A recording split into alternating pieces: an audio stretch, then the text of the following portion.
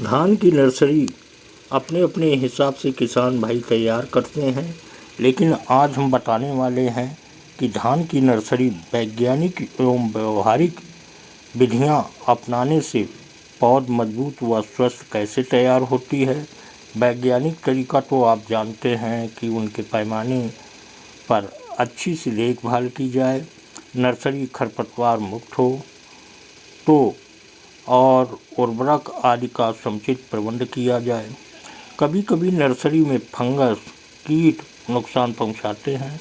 गर्मी में पौध झुलसने का डर रहता है, पौधे बौने रह जाते हैं। नर्सरी के लिए धान कब बोना चाहिए, यह है एक व्यवहारिक तरीका। तो आज हम वैज्ञानिक एवं व्यवहारिक दोनों तरह के तरीके बताने वाले हैं, अतः वीडियो के अंत तक बने रहिए और अपनी बेस्ट तरीके से नर्सरी तैयार करिए।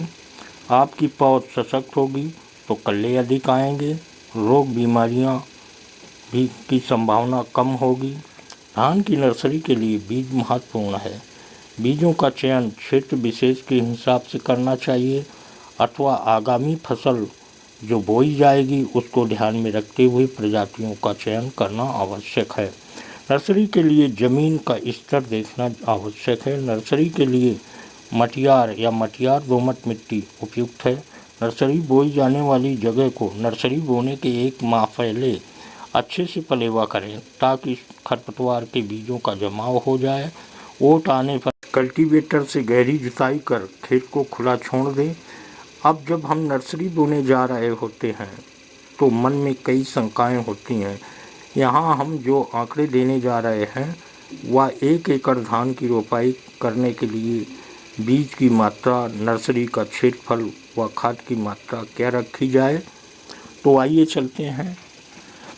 1 एकड़ धान रोपाई के लिए लगभग 4 से 5 किलो बीज की आवश्यकता पड़ती है। अब प्रश्न उठता है कि 4-5 किलो बीज को नर्सरी के लिए कितने क्षेत्रफल में बुआई करना चाहिए।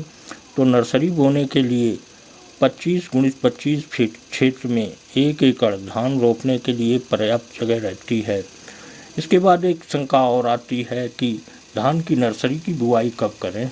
तो इसके लिए मई का अंतिम सप्ताह व जून का प्रथम सप्ताह उचित रहता है और ये देखना चाहिए कि मौसम में आर्द्रता अच्छी हो। एक सबसे महत्वपूर्ण बिंदु है धान की नर्सरी के लिए कितनी खाद उर्वरक प्रयोग करना चाहिए।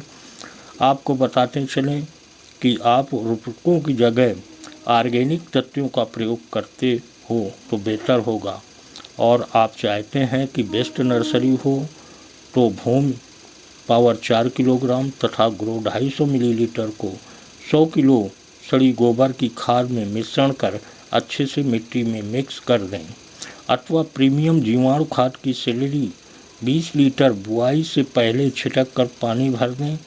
अब आश्चर्य होगा जीवाणु युक्त स्लरी क्या है, तो जान लें। Good morning. क्या आपको पता है एक स्वस्थ मिट्टी में 100 मिलियन जीवाणु पाए जाते हैं। जीवाणु मिट्टी में एक अहम भूमिका निभाते हैं, परंतु अधिक मात्रा में रासायनिक खादों का उपयोग होने के कारण जीवाणुओं की संख्या दिन प्रतिदिन कम होती जा रही है। इन जीवाणुओं की गिनती को बढ़ाने के लिए आप यूज कर सकते हैं प्रीमियम के बहुत सारे फायदे हैं, जैसे जड़ के विकास में मदद करता है, पीएच लेवल को नियमित करता है, नाइट्रोजन फिक्सेशन में कार्य करता है। तो आइए आज ही मिट्टी में प्रीमियम को मिलाए और मिट्टी को बनाइए खुशहाल। धन्यवाद। धान की नर्सरी जब तैयार करने के बाद जमाव होता है तो अनावश्यक खरपतवार उगते हैं, फंगस आ जाती है, पौधों में पीलापन आ जाता है। इसके लिए जब आप धान की नर्सरी तैयार करने जाते हैं तो उसके 1 महीने पहले ही पलेवा करके खेत को 3-4 जुताइयाँ गहरी करके खुला छोड़ देना चाहिए, जिससे सूर्य की रोशनी लगती है, जिससे उस जगह की फंगस एवं घास उगकर नष्ट हो जाती हैं और वहाँ की जल धारण क्षमता बढ़ जाती है। तो यह समस्याएं देखने को नहीं मिलती। जब हम धान की नर्सरी तैयार करने जाते हैं तो सबसे पहला हमारा काम होता है कि बीज शोधन किया जाए। बीज शोधन हम कुछ नए तरीके से बताने वाले हैं, जिसमें आप 10 लीटर पानी किसी बर्तन में लेते हैं और उसमें 100 ग्राम नमक डाल देते हैं। तो इससे जो आप उसमें इसका बीज शोधन करेंगे तो जो हमारे हल के बीज हैं या अंकुरित न होने वाले बीज हैं तथा खरपतवार के जो बीज के साथ में हैं तो वो ऊपर तैरने लगते हैं, तो इनको निकाल देना चाहिए। और आगे भी इसमें रोग ना लगें तो बीज उपचार करना आवश्यक है, जिससे बीज के जमाव में एक सारता आए। तो इसके लिए जो ये आप बीज का दूसरा शोधन कर रहे होते हैं उसके लिए सीड ट्रीटमेंट एसटी नाम से आता है, उसको 20 मिलीलीटर 50 मिलीलीटर पानी के साथ मिलाएं और पुनः बीज को उससे उपचारित करते हैं।